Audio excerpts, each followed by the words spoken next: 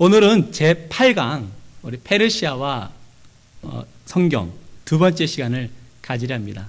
우리 페르시아의 내용이 중요한 것은 포로 귀환이 있기 때문에 중요하죠. 지난 시간까지는 우리가 포로 귀환 제1차 포로 귀환의 이야기에 대해서 함께 나누었고요. 오늘은 제2차 포로 귀환에 들어가기 전에 먼저 에스더의 이야기를 하고 그 다음에 포로 귀환의 이야기를 하려 합니다. 먼저 우리 지난주에 보았던 표를 하나 다시 보겠습니다. 36페이지인가요? 네. 36페이지 보시면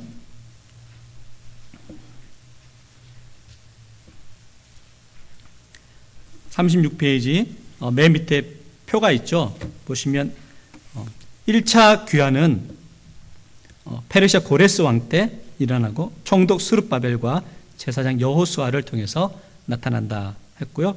오늘은 이제 2차로 넘어가기 전에 에스더 이야기를 하려 합니다. 에스더 이야기를 먼저 하고 그 다음에 2차 귀환은 이제 제사장 에스라를 통해서 오게 되었고 그래서 아닥사스다 왕. 3차 귀환은 2차 귀환 후에 한 13년 정도 차이 납니다. 또 총독 느헤미야가 와서 성벽을 재건하는 그러한 이야기 역시 아닥사스다 왕의 이야기를 하려 합니다. 그리고 이제 말라기 이야기까지 해가지고 오늘 이제 페르시아의 이야기를 마무리 지으려 합니다. 다시 이제 오셔가지고요 42페이지를 보시면 1. 페르시아 왕비 에스더와 아하수에로 왕. 에스더와 연관된 왕은 아하수에로 왕입니다. 이제 왕비가 어떻게 에스더가 왕비가 되었는지 그 이야기를 잘 아시겠지만 다시 한번 짚어 나가 보면 다리오 왕의 후임으로 이제 아하수에로 왕이 페르시아의 왕이 됩니다. 근데 아하수에로 왕 때 참 풍족한 그런 삶을 누렸어요. 그래서 이 아하수에로 왕이 자신의 왕권을 뽐내기 위해서 잔치를 베푸는데 페르시아 각 지방에 있는 그런 지방 총독들을 유지들을 부릅니다. 불러놓고는 180일 동안 잔치를 베푸는 그런 일이 있었습니다. 잔치를 베푸는 가운데 이제 아하수에로 왕이 그 당시 왕후였던 와스디를 이렇게 그 손님들 앞에서 불러내는 거죠. 불러내서 그 당시 와스디가 굉장히 미모가 뛰어났다 그럽니다. 그래서 그 와스디를 자랑하고 싶어서 그러니까 와이프를 다른 사람들에게 자랑하고 싶어서 이렇게 불러냈는데 와스디가 나오지 않았어요. 그냥 여기는 성경에는 그냥 불러냈는데 와스디가 나오지 않았다라고 그러는데 역사학자들의 의견을 보니까 와스디를 불러낼 때 이 180일 동안 잔치를 베풀었다 그랬잖아요. 180일 동안 거의 술에 쪄들려 있는 사람들이니까 정신이 오락가락 하는 거죠. 그 아하수에로 왕이 그 와스디를 불러낼 때 의도가 뭐냐면 왕비의 그 부끄러운 모습 그대로를 보여주고 싶었다는 거니까 옷을 거치지 않은 그런 모습으로 누드된 모습으로 이렇게 사람들 앞에 자랑하려 하니까 와스디가 그것을 거부했다는 거예요. 그래서 나서지 않았다는 거죠. 그러니까 그 다음에 아하수에로 왕이 왕으로서의 굉장히 자존심을 상하게 되는 거죠. 그래서 이제 어떻게 할까 고민하다가 그 대신들과 상의해서 이 와스디를 폐위시키는 그러한 일이 벌어지게 됩니다. 그렇지만 이 아하수에로 왕이 이 와스디에 대한 사랑은 굉장히 끔찍했던 것 같아요. 그래서 이 왕비를 잊지 못하고 있게 되자 대신들이 하는 이야기가 그러면 새로운 왕비를 들이시길 원합니다 라고 했습니다.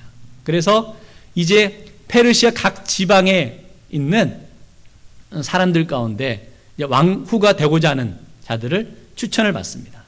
추천을 받아가지고 그들을 모아서 1년 동안 교육도 시키고 점검도 하고 이런 일들을 하고 난 다음에 1년 후에 최종으로 뽑힌 사람이 바로 우리가 알고 있는 에스더라는 거죠. 에스더가 뽑혔는데 사실은 바로 왕후가 되지 않습니다. 왜냐하면 아하수에로 왕이 되고 난 다음에 그 다음에 그리스 정복 전쟁을 치르러 갔다 그랬거든요. 오늘 말씀 보니까 그리스 원정을 갔어요. 그리스 원정에 가서 행했던 것이 살라미스 해전입니다. 4년 동안 이 그리스 전쟁을 치르고 비록 패전했지만 이제 아하수에로 왕이 다시 페르시아에 왔을 때 그때서야 이제 에스더와 혼인을 맺고 에스더가 정식으로 페르시아의 왕후가 될 수 있는 그런 과정이 있었다는 거죠. 그렇게 보시면 되고요. 이때 이제 에스더가 왕후가 되었는데 그 당시에 왕은 아하수르 왕이었지만 실권은 하만이라는 자가 쥐고 있었어요. 아시다시피 하만은 그 유대가 몰살시킨 아말렉 족속 가운데 한 후손이었습니다. 그러니까 유대에 대한 감정이 좋지 않았는데 더군다나 그 모르드게가 하만에게 뻣뻣한 거예요. 하만에 굽신거리지 않는 거예요. 근데 알고 보니까 이 모르드게마저 유대인이라는 사실을 알고는 하만이 유대인을 몰살하려는 그러한 마음을 갖습니다. 그래서 행하는 것이 아하수에로 왕을 이렇게 뇌물로 그의 마음을 사죠. 보니까 성경에 보면 은 10,000달란트를 아하수에로 왕에게 주고 그 다음에 아하수에로 왕으로부터 유대의 족속을 몰살시킬 수 있는 조서를 한 장 받게 됩니다. 그 이야기가 이제 에스더 3장 7절에서 11절 내용에 담겨 있죠. 12월 13일 날 이날 죽이기로 결정을 하게 됩니다. 그래서 당사자인 모르드게와 유대 백성들이 모두 옷을 찢고 통곡하였습니다. 나중에 왕비가 된 에스더가 이 사실을 알았지만 왕 앞에 나아갈 수 없었다는 거죠. 이 일에 결국은 모르드게가 우리 에스더 4장 14절 말씀 뭐라고 하죠? 한번 찾아보겠습니다. 에스더 4장 14절.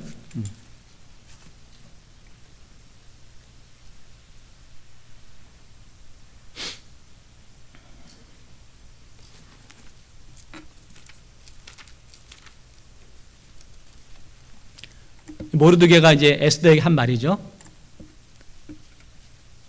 에스더 4장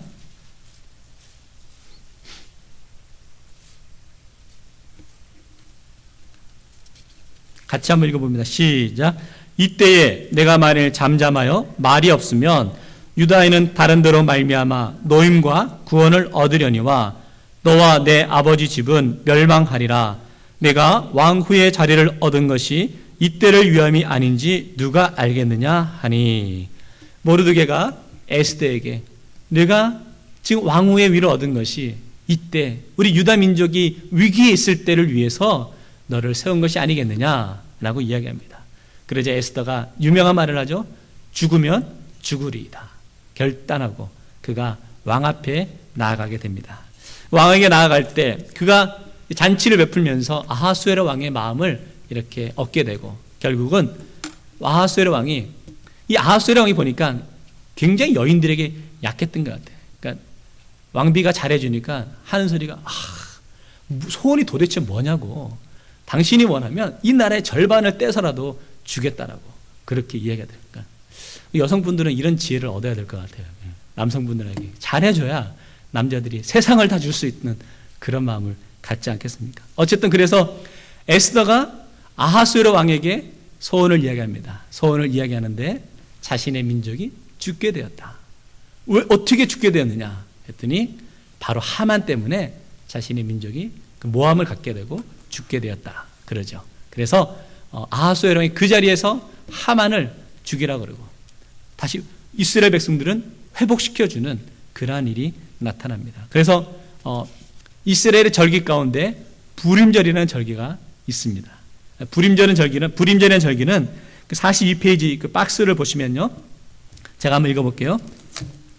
부림절, 퓨림이란 말은 제비라는 뜻의 아수르어 퓨르에서 유래되었는데 이는 하만이 유대인 살육을 위한 날을 택일하기 위해 제비를 뽑은 데서 유래된 것입니다. 그러니까 12월 13일 날 죽이겠다라고 그랬는데 그 12월 13일은 제비를 뽑아서 그냥 정해진 날이라는 거죠. 그렇게 했는데 부림절이 되면 유대 사람들은 회당에 모여 손뼉을 치고 발을 구르며 에스더서를 봉독한답니다. 그러니까 손뼉을 치는 것은 기쁨을 표현하고 발을 구르는 것은 하만을 이렇게 짓누르는 그런 의미를 담고 있다 그래요. 그래서 부림절의 유래가 거기서 나타나고 있고 에스더의 사건을 보면서 우리가 깨달을 수 있는 모습들이 참 많이 있죠. 사실은 그 중에서 우리가 몇 가지를 선택해 보면 하나님의 경영 첫 번째, 하나님의 역사는 선택이 아니라 죽음을 각오로 나아갈 때 이루어진다는 거죠. 이런 것입니다. 내가 하나님의 사명을 감당하는 사람입니다. 근데 이 일을 내가 해야 될까? 말아야 될까? 형편이 되면 하고 그렇지 않으면 안 하고가 아니라는 거죠. 정말 하나님의 사명은 죽음을 각오하는 각오를 갖고 나아갈 때 그 일이 이루어짐을 우리가 에스더의 모습을 보면서 알 수 있다는 거죠.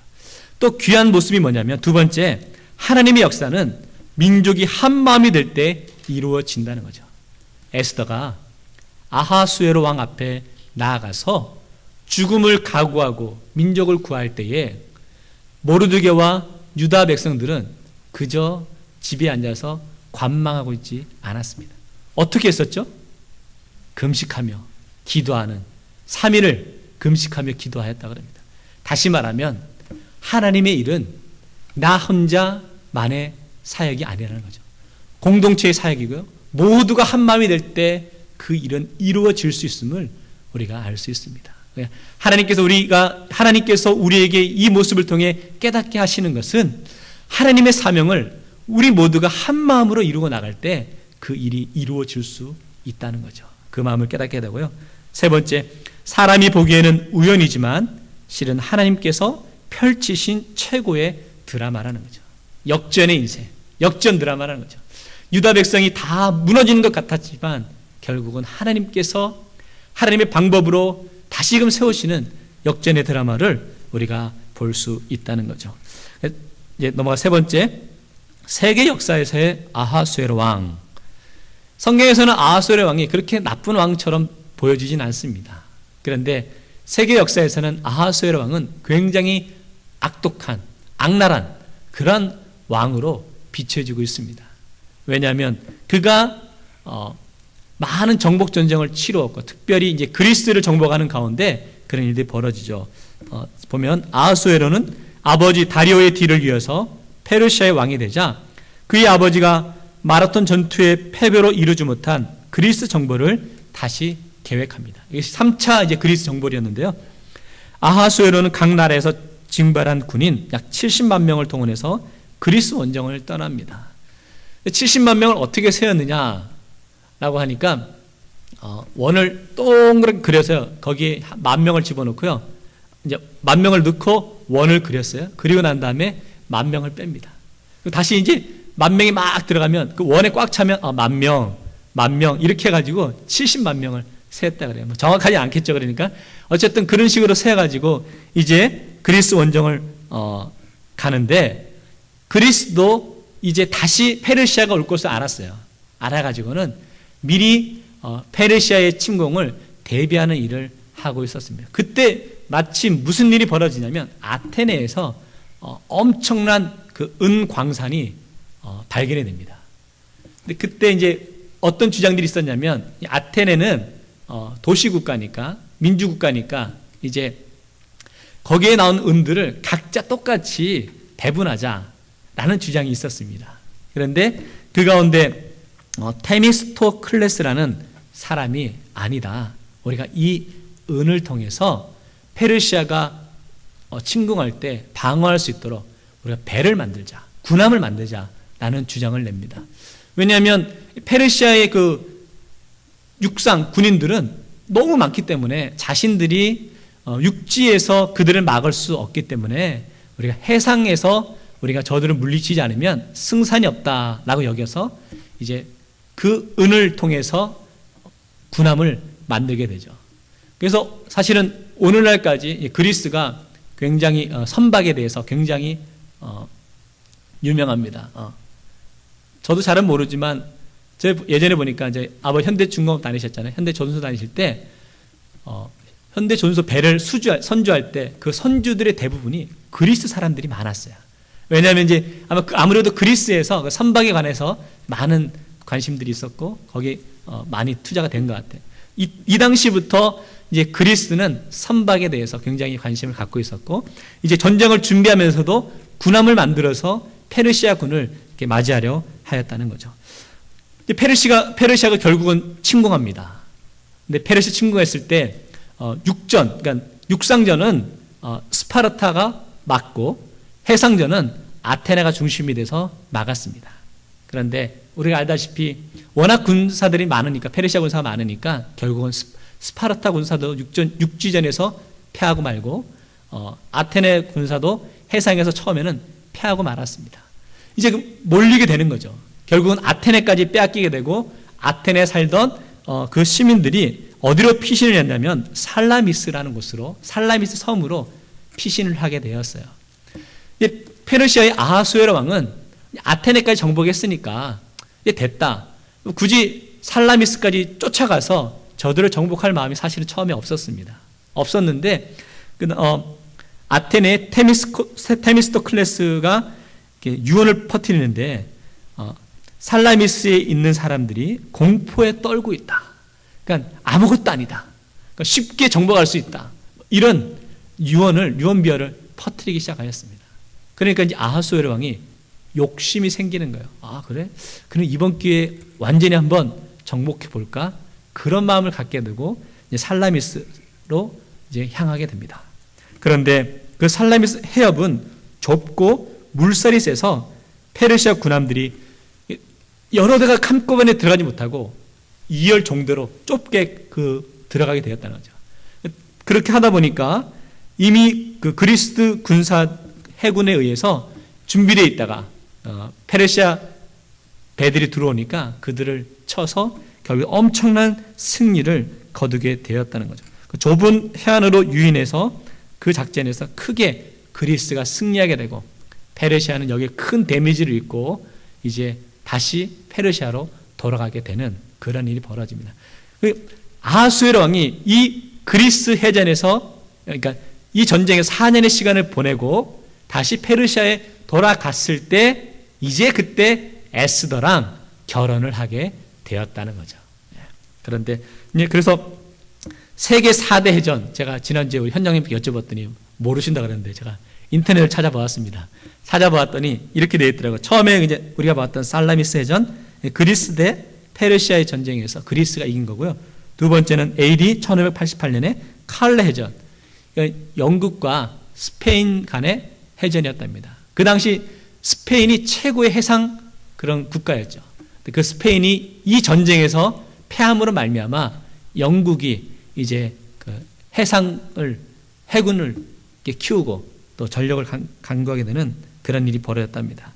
그 다음에 이제 우리가 잘 알고 있는 그 이순신 장군을 통해서 임진왜란 때 한산대첩, 조선과 외의 싸움에서 한산대첩도 마찬가지인 거예요. 물살이 빠르고 막 그랬나요? 예, 그랬던 것 같은 느낌인데 어쨌든 그래서 한산대첩에서 있고 그 다음에 1805년에 트라팔가 해전입니다. 이 당시 영국과 프랑스의 해전이었는데 이 당시 프랑스의 지도자는 나폴레옹이었습니다. 나폴레옹이 한창 전성기였는데 영국을 지배하기 위해서 해전을 펼쳤지만 이 해전에서 역시 영국이 이김으로 말미암아 영국을 국가를 보호할 수 있게 되고 결국 영국이 세계를 지배하는 데 큰 결정적인 역할을 했다 그럽니다. 이렇게 4대 해전이 있었고 그 중에 하나가 살라미스 해전이었다는 것을 우리가 알 수 있습니다. 이렇게 해서 에스더까지 보았고요. 이제 넘기셔서 44페이지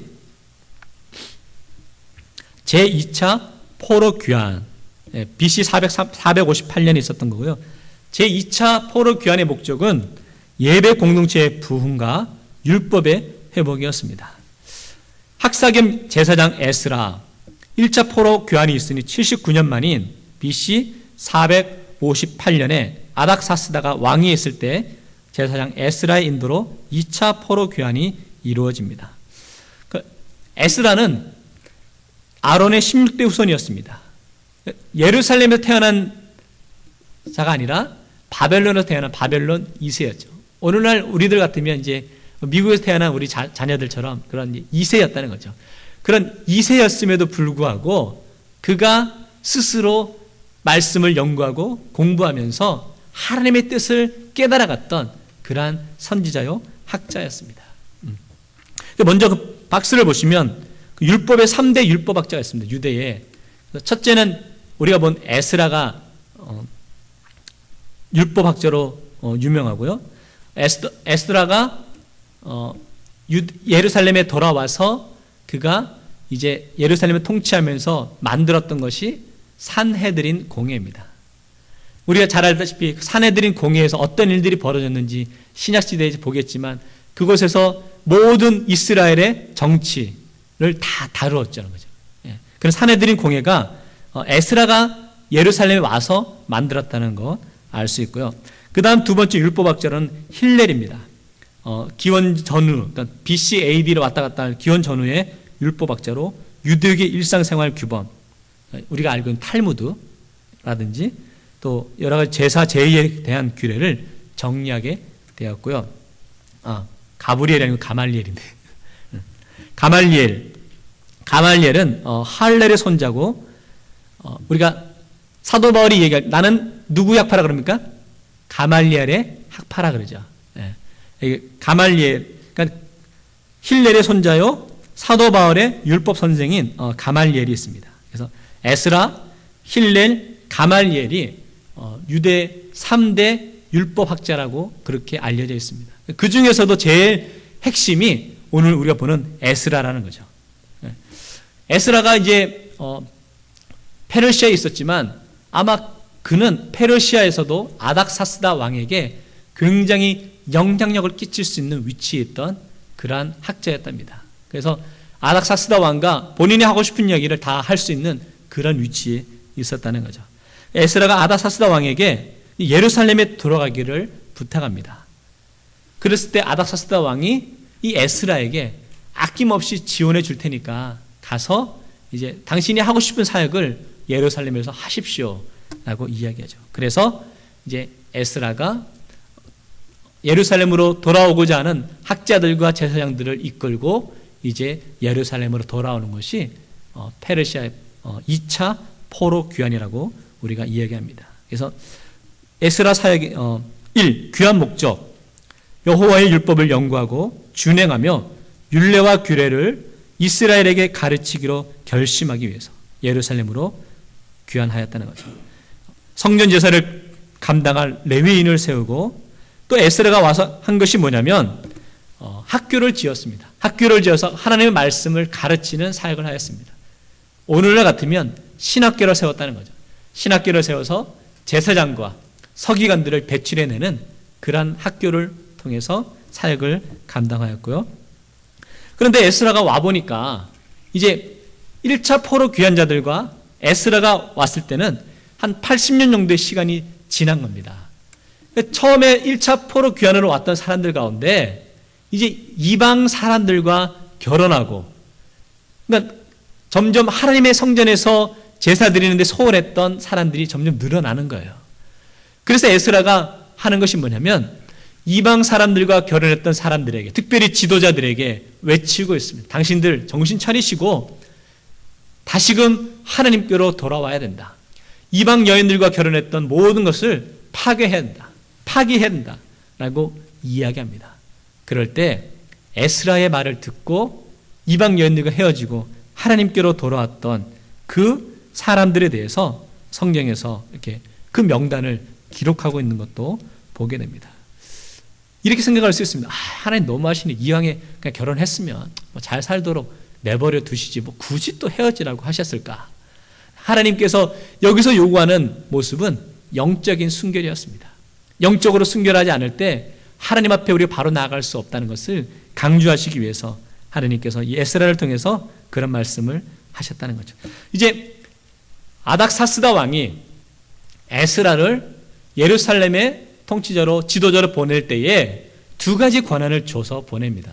첫째는 뭐냐면 예루살렘 성전을 위해서 필요한 모든 재물을 가져갈 수 있도록 아닥사스다 왕이 에스라에게 배를 하고요. 두 번째는 재판권을 주었습니다. 그래서 에스라가 예루살렘에 돌아와서 산헤드린 공회를 세우고 거기서 재판하고 통치할 수 있는 정치력을 그가 갖게 되었다는 것을 우리가 알 수 있죠. 세 번째, 제3차 포로 귀환 목적, 예루살렘 성벽 재건. 2차 귀환은 13년이 되었을 때의 이야기입니다. 예루살렘에 돌아와서 성전을 만들고 하나님의 말씀을 회복했지만 성전만 있고 성전을 보호해줄 성벽이 없었습니다. 그러다 보니 언제든지 이방인들에 의해서 성전이 더럽혀질 수 있는 상황이었습니다. 성전 재건과 성벽 재건에 차이가 있습니다. 성전 재건은요, 쉽게 진행되었습니다. 왜냐하면 성전은 종교적인 행위를 하는 곳이라고 여겼다는 거죠. 그래서 페르시아 왕이나 주변 사람들이 성전을 짓는 것에 대해서는 그래도 좀 유한 마음을 갖고 있었습니다. 근데 성벽 재건은 이게 종교적인 건물이 아니라 이것은 정치적으로 생각할 수밖에 없다는 거죠. 왜냐하면 성벽을 세운다는 것은 어떻게 보면 나중에 페르시아와 대적해서 반란을 일으킬 수 있는 그 요지가 될 수 있다고 여겼다는 거예요. 그래서 성전은 쉽게 지었지만 성벽은 좀 더 정치적으로 민감한 사항이 되었습니다.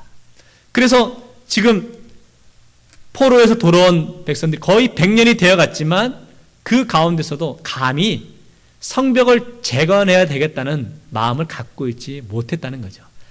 근데 그 일을 느헤미야가 감당하고 있는 것이 이제 제3차 포로 귀환의 목적이 되고 있습니다. 총독 느헤미야의 형제 중 한 명이 예루살렘을 방문하고 돌아와서 비참한 예루살렘 형편을 이야기해 줍니다. 우리도 그러잖아요. 여러분도 신문 보시면서 미국 신문만 보세요? 그러지 않잖아요. 우리 인터넷을 통해서 한국의 정치는 어떤가? 한국에 보니까 이제 안철수가 대통령을 나오겠다고 거의 이제 출마하겠다고 그렇게 하는 것 같더라고요. 이런 식으로 우리가 한국의 정치, 한국의 문화, 한국의 모습이 어떤지 궁금한 마음을 갖고 있잖아요. 느헤미야도 마찬가지였다는 거죠. 그가 젊은 시절에 그가 비록 페르시아에 살고 있지만 그의 마음속에 늘 유대, 고향, 본향, 그 예루살렘의 형편이 어떤지에 대한 궁금한 마음을 갖고 있었어요. 그런데 느헤미야의 친척 가운데 예루살렘을 갔다 온 사람이 있어서 예루살렘의 형편에 대해서 들었는데 참 비참한 성벽이 무너진 그대로 놓여있는, 바벨론 때 무너진 성벽이 그대로 있는 것을 보면서 가슴 아파합니다. 그러면서 느헤미야가 그 자리에서 눈물로 기도하며 결단하죠. 내가 이 나라에, 페르시아에 영향력 있는 사람이 되어서 결국 내가 예루살렘으로 돌아가서 그 무너진 성벽을 내가 다시 재건해야 되겠다. 그러한 사명을 이제 느헤미야가 간직하게 됩니다. 그래서 봅니까? 그러자 이제 느헤미야가 그런 마음을 갖고 생활하면서 결국 페르시아의 높은 관직, 느헤미야도 술 맡은 관원장이 되죠. 술 맡은 높은 관직이 올라 이 문제를 정치적으로 해결하는 꿈을 갖습니다. 그리고 페르시아에서 술 맡은 관원장에까지 오르게 됩니다. 그 아닥사스다 왕의 아버지가 아하수에로, 에스더상에 나왔던 아하수에로 왕이었는데 그 아하수에로 왕이 어떻게 죽임을 당했냐면 결국은 왕족들의 반란에 의해서 죽임을 당하게 됩니다. 그러니까 이 아닥사스다 왕도 늘 그의 마음속에 불안한 마음이 있었습니다. 언제 내가 어떻게 죽임을 당할지 모르는 그러한 불안한 마음이 있었습니다. 그럴 때 가장 민감한 자리가 바로 술 맡은 관원장이에요. 가장 최측근, 아닥사스다 왕의 최측근에 놓여있는 자가 바로 느헤미야였다면 얼마나 이 아닥사스다 왕이 느헤미야를 총애할 수 있는지, 신뢰하고 있었는지를 우리가 알 수 있다는 거죠. 그 느헤미야가 왕 앞에 나아가는데 하루는 그의 얼굴에 무엇이 가득 찼다고요? 수심이 가득 찼다. 자, 생각해 보시죠. 여러분, 제가 여러분 앞에 올 때 늘 기쁜 모습, 밝은 모습을 해서 안녕하세요, 인사해요. 근데 어느 날 갑자기 제가 인상을 확 쓰고는 찡그리고는 안녕하세요 이랬어요. 왕이 어떻게 받아들일까요? 여러분, 항상 늘 웃거나 하다가 어느 날 갑자기 안색이 바뀌고 행동이 이상하면 여러분 의심하지 않으시겠어요? 제가 무슨 꿍꿍이 속에 있나? 나를 혹 헤아려 하지 않나? 그런 마음 들지 않으시겠어요?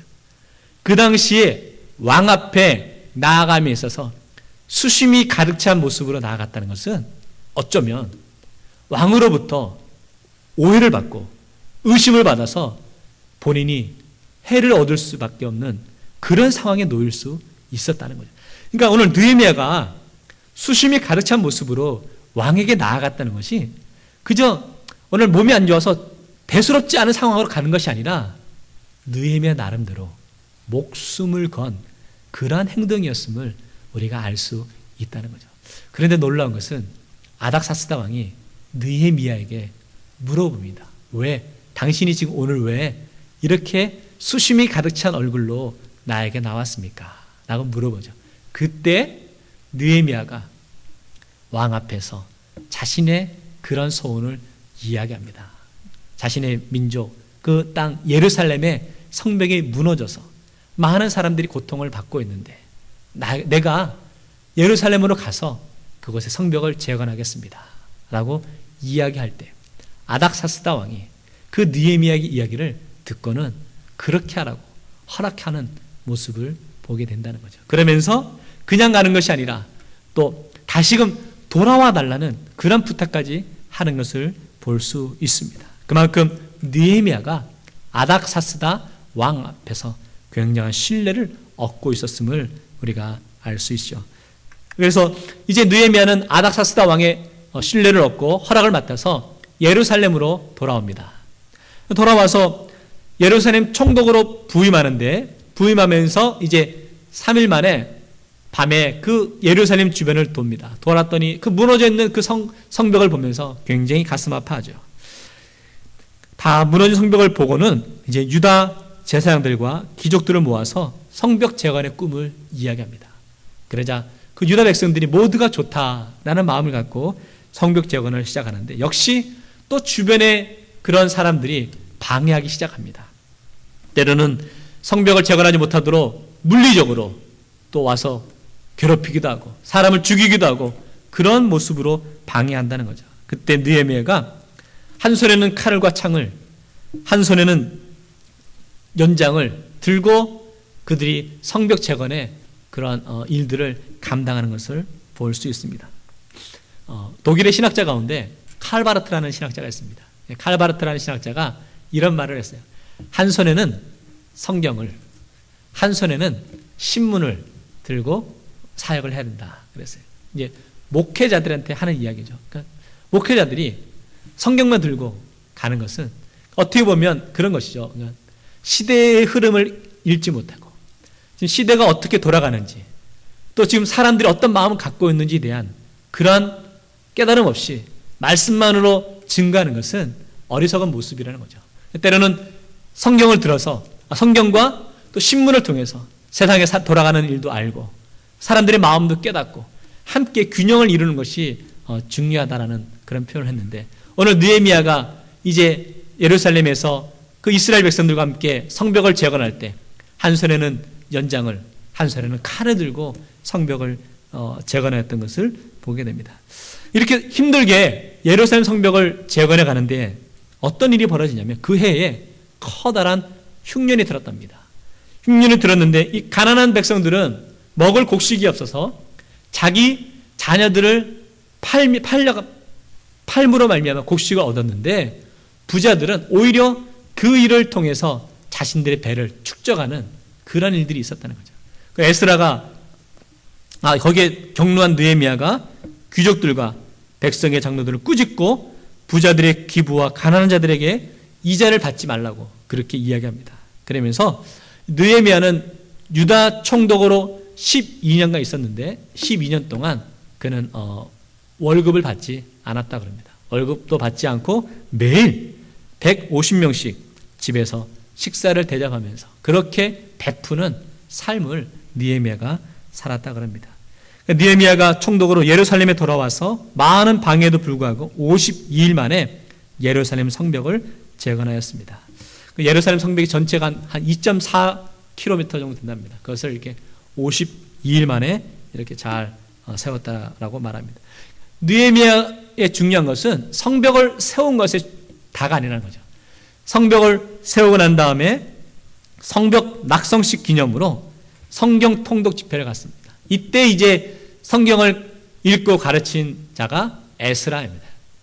에스라가 성벽에 모여서 함께 말씀을 나눌 때에, 주의 말씀을 나눌 때에 모든 백성들이 다 일어섰습니다.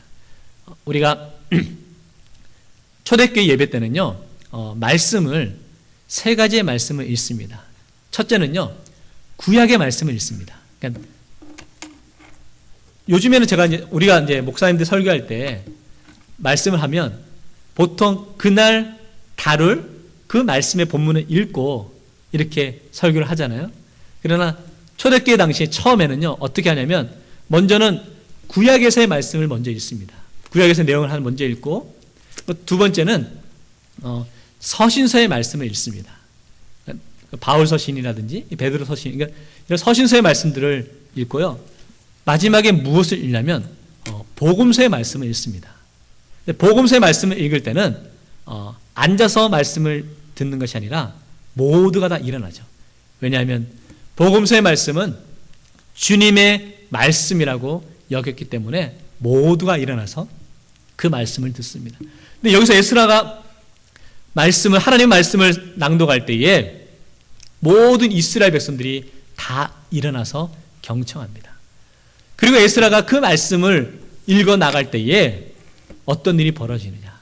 그 말씀을 듣던 자들이 회개하고 가슴을 치며 눈물을 흘리고 통곡하며 정말 하나님의 은혜를 놀랍게 체험하고 정말로 회개 운동이 일어나는 것을 볼 수 있다는 거죠. 그만큼 이 말씀의 영적인 파워가 대단한 것 같습니다. 말씀이 제대로 전해지면 그 말씀을 통해서 정말로 심령이 변화되는 역사가 나타난다는 거죠. 한국에서 예전에는 우리가 부흥회 할 때 부흥 뭐라 그러죠? 사경회라 그래요. 왜 사경회라 그러죠? 말씀을 듣고 말씀을 사모하기 때문에 그렇습니다. 그 초대교회 당시, 한국의 초대교회 당시에 부흥 사경회가 있다 그러면 저 멀리서부터 정말 솥단지를 싸들고 가가지고 거기서 불을 피워 밥을 해 먹어 가면서까지도 그렇게 말씀을 사모하면서 깨닫고 은혜를 체험하는 그런 일들이 벌어졌다는 거죠. 그래서 한국의 대부흥 운동 아시죠? 한국의 대부흥 운동도 역시 말씀 사경회에서부터 시작되었음을 보게 됩니다. 그만큼 우리가 바르게 말씀을 듣고 깨닫는 것이 굉장히 중요하다는 거죠. 말씀의 능력이 있고요. 말씀의 파워가 있음을 우리가 알아야 되는 거죠. 오늘 느헤미야를 통해서 성벽 낙성식 때 성경을 선포할 때, 에스라 성경을 선포할 때 온 이스라엘 백성들이 함께 통곡하며 회개하며 놀라운 은혜의 시간이 되었음을 우리가 볼 수 있다는 거죠. 오늘 우리들의 삶 속에서도 이 말씀을 통해서 정말 우리들의 심령이 뜨거워지고 변화되는 놀라운 역사가 나타나길 주의 이름으로 축원합니다. 그래서 넘겨서요, 46페이지 우리가 깨닫는 교훈은 뭐냐면 느헤미야는 왕에게 꼭 필요한 사람이었기에 왕이 부탁을 들어줍니다. 이런 의미입니다. 제가 왕한테 별 필요 없는 존재예요. 그런 필요 없는 존재인데 가가지고 왕에게 왕이여 나에게 이런 일 좀 부탁합니다 하면은 왕이 너나 잘하세요 그러면서 그냥 돌려보낼 거라는 거죠. 그런데 느헤미야가 그만큼 왕에게 필요한 존재였기 때문에 왕이 느헤미야의 이야기를 그렇게 들어주는 것을 볼 수 있다는 거죠. 성도들이 우리가 소명을 간직한 자의 모습은 우리가 하나님과 다른 사람들에게 먼저 필요한 존재가 되어야 됨을 우리가 알 수 있다는 거예요. 보니까 에스라도 그랬어요. 에스라도 그랬고 느헤미야도 그랬고 또 우리가 그 앞에 에스더도 그랬고 그들이 정말 왕에게 필요한 사람이라고 여겨졌기 때문에 왕들이 이들의 부탁을 무시할 수 없고 들어줄 수밖에 없었다는 거죠. 우리가 정말 진정한 소명을 감당을 원한다면 먼저 우리가 이 땅에서 인정받을 수 있는, 실력으로 인정받을 수 있는 그러한 사람이 되어야 됨을 우리가 깨닫게 되는 모습이 여기서 우리가 알 수 있다는 거죠. 두 번째, 느헤미야가 왕에게 부탁을 드릴 때 즉흥적으로 한 것이 아니라 철저한 계획 속에 이루어진 행동이었음을 우리는 알아야 된다는 거죠. 느헤미야가 처음에는 자신의 친척으로부터 예루살렘의 형편이 어떤지를 들었습니다. 그때 결심하는 거죠. 내가 이 나라에 영향력 있는 자리로 올라가야 되겠다. 그런 계획부터 해서 이제 느헤미야가 술 맡은 관원장이 되었을 때 아닥사스다 왕 앞에 나아갈 때 어떻게 내가 이 일을 이야기할 것인가. 다 계획이 되어 있었다는 거죠. 즉흥적으로 아닥사스다 왕이 뭐 없냐? 그랬을 때 한 것이 아니라 계획 속에서 다 이런 일들을 행했음을 알게 된다는 거죠. 성도 여러분, 우리가 주님의 일을 감당할 때도 철저한 계획 속에 진행되어야 됨을 우리가 말씀 속에서 깨달을 수 있다는 거죠. 또 세 번째 교훈은 뭐냐면 느헤미야를 통해서 섬김과 희생의 본을 보여준 지도자였다는 거죠. 그가 12년 동안 유대의 총독으로 있으면서 그렇게 월급도 받지 아니하고 늘 매일 150명씩 되는 사람들을 먹이면서까지 그런 일들을 감당했다는 거죠. 쉬운 일이 아니었을 것입니다. 참 어려운 일이었을 것입니다. 그러나 민족을 사랑하는 마음 가운데 그가 참 희생을 할 때 귀한 지도자로서 인정받을 수 있는 것을 우리가 볼 수 있다는 거죠. 자, 마지막으로 말라기를 보겠습니다. 이제 구약 성경 39권 가운데 마지막 성경이 말라기입니다. 말라기로부터 마태복음까지는 구약과 신약 한 장 차이지만 사실은 여기에 몇 년의 기간이 담겨 있죠? 400년. 400년 신구약 중간기라고도 하고요. 그렇습니다. 그러니까 말라기로 통해서 이제 마지막 구약 성경을 다루는데 말라기서의 내용은 페르시아에서 포로로 귀환한 이 백성들이 이제 예루살렘에 정착을 하였는데 느헤미야의 그런 종교개혁 이후에 다시금 이들이 하나님으로부터 멀어지는 모습을 보였다는 거죠. 그래서 마지막으로 말라기 선지자가 이스라엘 백성들에게 선포하고 있는 하나님의 메시지를 전하고 있는 내용이 말라기서의 내용입니다. 보면 선지자 말라기, 구약의 마지막 선지자이며 마지막 책의 저자입니다. 총독 느헤미야와 같은 시대 혹은 약간 후대에 활동했습니다. 느헤미야가 직면했던 많은 죄악들을 말라기서에서 구체적으로 지적합니다. 유대인들이 예루살렘으로 돌아온 지 100년이 흘렀습니다. 예루살렘 성전과 성벽이 재건되었지만 처음에 뜨거운 믿음은 사라져 버렸습니다. 느헤미야가 이끈 부흥운동이 지난 후 백성과 제사장들은 안일에 빠져 율법 준수는 기계적이고 타성적이 되었습니다. 말라기는 이러한 상황에서 하나님의 사랑에 대해 냉소적인 태도와 무관심을 보이는 백성들을 향해 하나님께 나오기를 호소합니다. 그래서 말라기서는 총 4장으로 되어 있습니다. 4장으로 되어 있는데 그 중에 핵심적인 강조점은 3가지입니다. 첫째는 뭐냐면 예배의 회복을 주장하죠. 올바른 예배의 회복을 말라기 선지자가 주장하고, 두 번째는 11조를 강조합니다. 11조 축복을 말하고 있습니다. 11조의 내용은 말라기 3장 10절의 말씀이죠. 그래서 이렇게 말라기 선지자가 성경에는 사실은 하나님에 대해서 시험하라는 소리는 하지 않습니다. 그런데 여기서만큼은 하나님께서 너희들을 축복하나 안 하나 시험하라 보라 라고 이야기한다는 거죠. 목사님들이 11조에 관한 기도를 하실 때마다 늘 말라기 3장 10절의 말씀을 인용하죠. 한번 볼까요? 말라기 3장 10절의 말씀.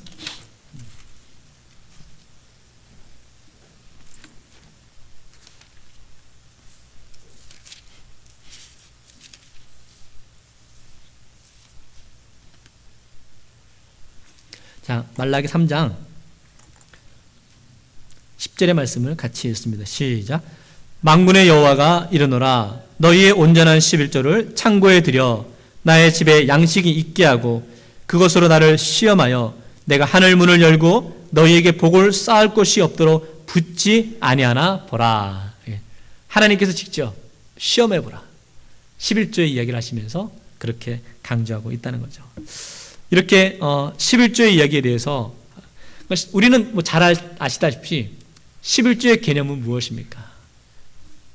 하나님, 우리가 번 것이 아니라 이것이 모두 하나님의 것임을 인정하는 거죠. 우리가 10분의 1을 드린다고 해서 10분의 1만 하나님 것이고 10분의 9는 내 것이다가 아니라는 거죠. 우리가 10분의 1을 비록 드리지만 이 나머지 10의 9도 하나님의 것입니다 라는 것을 인정하는 거죠. 예전에 한국 초대교회 당시에는 제가 얘기했던 것 같은데 날연보라고 있었다고 그랬죠. 뭐냐면 마음으로는 헌금을 재단에 드리고 싶은데 드릴 수 있는 여유가 없는 분들 가운데 내가 하루의 날을 정하는 거예요. 내가 수요일이면 수요일, 목요일이면 목요일 하루의 날을 정해서 하나님께 드립니다. 그리고 그 날에 그가 주의 전에 와서 교회에서 섬길 일이 없는지 보면서 교회에 섬기는 그런 일들을 감당하시는 거죠. 그러니까 우리 한국의 초대교회 그 믿음의 선배들의 모습이 굉장히 귀중했던 것 같아요.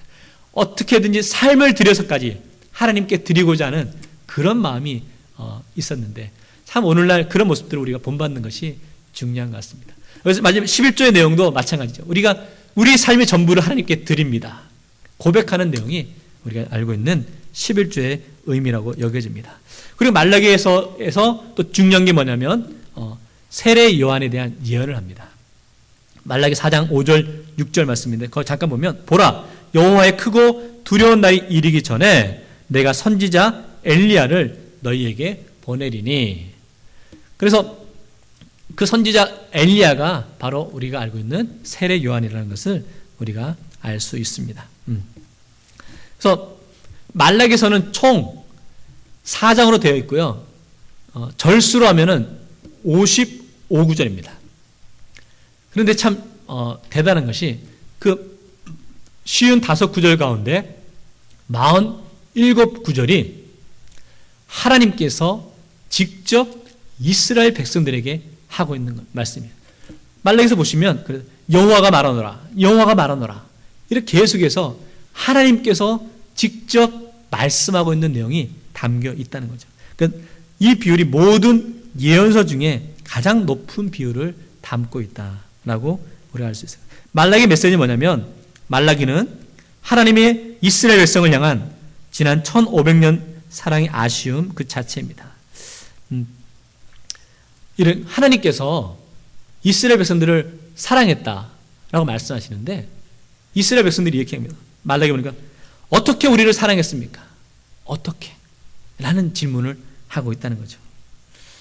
그 어떻게라는 질문 가운데 하나님께서 400년간 침묵하셨습니다. 근데 하나님의 침묵은 이렇게 너희를 사랑하였노라 라는 메시아를 보내주시기 위한 그러한 준비의 시간이었음을 우리가 알 수 있다는 거죠. 47페이지 보시면 하나님은 그래서 말라기로부터 신약에 이르기까지 마태복음에 이르기까지 400년의 침묵의 시간을 보내셨습니다. 그런데 그 침묵은 하나님의 침묵은 예수 그리스도를 보내주기 위한 하나님의 사랑을 보여주시기 위한 준비의 시간이었음을 우리가 알 수 있다는 거죠. 우리들의 삶 속에도 마찬가지 아닐까요? 성도 여러분, 하나님께서 우리들의 삶 속에 혹 침묵하고 계시다라고 여겨주십니까? 왜 하나님이 이 시간에 나에게 말씀하지 않으실까? 하나님 왜 이렇게 나에게 어려운 상황에서도 하나님 나를 붙들어 주지 않으실까? 침묵하고 있다고 여기십니까? 하나님은 그때 우리를 사랑하시기에 우리에게 더 귀한 것을 주시기 위한 준비의 시간임을 우리가 깨달을 수 있기를 원합니다. 오늘 하나님께서 우리에게 허락하신 그 준비의 시간임을 우리가 잘 받아들일 수 있기를 원합니다. 마지막으로 페르시아 제국의 멸망을 살펴보면 그 과정, 이 페르시아의 천인 대장 바구아스가 아닥사스다와 그의 아들들을 모두 살해하면서 위기에 빠집니다. 그 후 아닥사스다 아들 가운데 유일하게 살아남은 아르타샤타가 왕위를 물려받습니다. 이렇게 쭉 넘어가다가 결국은 이제 마게도냐 알렉산더에 의해서 이제 침공을 당하게 되고 알렉산더에 의해서 4번 결국 최후의 전투가 된 이수스 전투에서 다리오의 군대와 알렉산더의 군대가 전투를 벌였는데 알렉산더의 군대가 승리함으로 페르시아는 결정적인 상처를 받습니다. 여기 이제 다리오 3세인데요. 다리오 3세는 알렉산더가 침공하자 주변국들이 용병들을 삽니다. 용병을 사서 학자들 나름대로 좀 차이가 있는데 30만에서 60만에 가까운 그런 군인들을 이렇게 모았죠. 근데 이 알렉산더는 보니까 4만의 군사로 이 페르시아를 정복하러 왔다는 거죠. 숫자적으로 보면 게임이 안 되는 그러한 모습이었는데 결국은 알렉산더의 군대가 승리했다라고 그럽니다. 당시 페르시아 군대는 월등히 많은 숫자에도 불구하고 마게도냐 군인들과 맞서 싸울 준비가 되지 못하였습니다. 결국 페르시아는 BC 331년에 가우가멜라 전투에서 완전히 괴멸하고 도망한 다리오 3세는 측근에 의해서 살해되고 맙니다.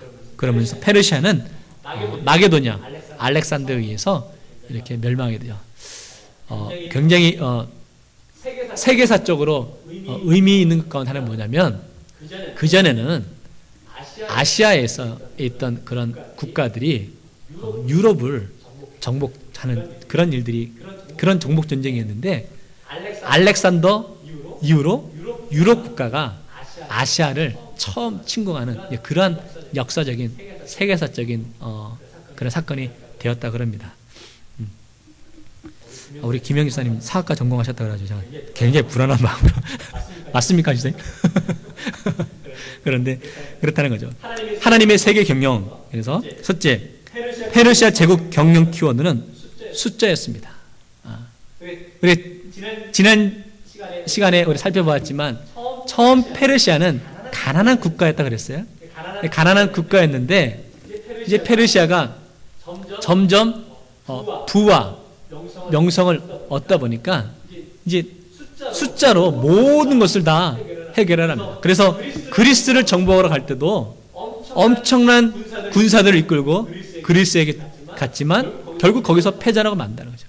오늘 마지막 전쟁에서도 알렉산더 군대와 대적할 때도 30만에서 많게는 60만의 군대가 4만 명의 군대와 맞설 때 숫자적으로는 충분하다고 여겼습니다. 그러나 결국은 페르시아는 숫자를 믿다가 결국은 무너지는 것을 보게 된다는 거죠. 우리가 그런 것 같아요. 하나님 나라의 교훈, 하나님의 교훈은 숫자가 아니라는 겁니다. 얼마나 많은 숫자를 가지고 있느냐, 얼마나 많은 숫자가 나에게 내 손에 쥐어져 있느냐에 따라서 그가 성공할 수 있느냐, 실패하느냐가 아니라는 것을 알아야 합니다. 누구 말대로 숫자는 숫자밖에 아니라는 거죠. 우리 하나님의 일은, 하나님의 사명은 숫자로 하는 것이 아니라 하나님을 향한 열정과 사명으로 감당할 수 있는 것임을 우리가 알아야 될 줄 믿습니다. 그래서 사명자는 무난한 신임을 받은, 무난한 신임이라는 말 표현이 이상했는데요. 다른 왕이나 다른 사람으로부터 이렇게 인정받을 수 있는 그런 위치에 놓여야 된다는 거죠. 아까 말했다시피 에스드라, 느헤미야 등 하나님의 사명자는 항상 어느 자리에서든지 최선의 삶을 살아야 합니다. 에스라, 느헤미야 모두 아닥사스다 왕의 총애를 받고 있던 인물이었기 때문에 예루살렘으로 포로 귀환의 사역이 가능했음을 기억해야 한다는 거죠. 성도 여러분, 우리가 하나님의 사명을 감당하기 위해서는 우리가 물론 하나님으로부터 인정받는 삶을 살아야겠죠. 더 나아가서 우리가 이 땅에서도 세상 사람들에게도 우리가 인정받을 수 있는 그러한 삶이 되어야 된다. 그래야 우리가 사명을 감당할 때 세상 사람들도 우리를 인정해주고 우리를 따라줄 수 있다는 것을 우리가 깨달을 수 있습니다. 우리가 페르시아 제국까지 통해서 이제 구약 성경 전체를 한번 살펴보았습니다. 하나님께서 이스라엘 민족을 이끄시고 세우시고 연단시키시고 훈련시키시고 회복시키는 모든 과정 속에서 그 민족을 훈련시킬 때마다 하나님은 이방의 대제국들을 통해서 그들을 훈련시키시고 연단시키시고 그들을 가르치시는 모습을 함께 살펴보았습니다. 이제 다음 주에는 우리가 헬라 제국을 통해서, 헬라 제국은 우리가 아까 말했다시피 400년의 그 신구약 중간기 시대의 정복자가 헬라 제국이었거든요. 헬라 제국을 다음 시간에 함께 살피도록 하겠습니다. 기도하시겠습니다.